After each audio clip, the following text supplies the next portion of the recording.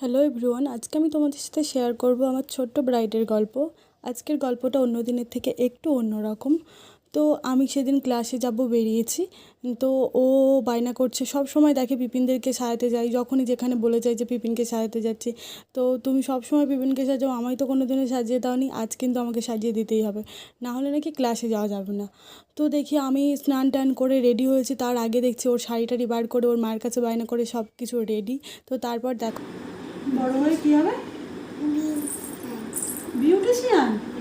তো তারপর দেখো যতক্ষণ মেকআপ করেছে ততক্ষণ আমায় পুরো পাগল করে দিয়েছে। এটা কি, ওটা কি, এটা কেন ব্যবহার হয়, ওটা কোথায় দেয়, এটার নাম কি, সেটার নাম কি। এমনিতেই ছোটোদের মনের মধ্যে প্রশ্নের কোনো শেষ নেই। তো একটার পর একটা উত্তর দিতে দিতে আমিই পাগল হয়ে। তুমি মেকআপ করতে ভালোবাসো? আর এই শাড়িটা পরে কোথায় গেছিলে?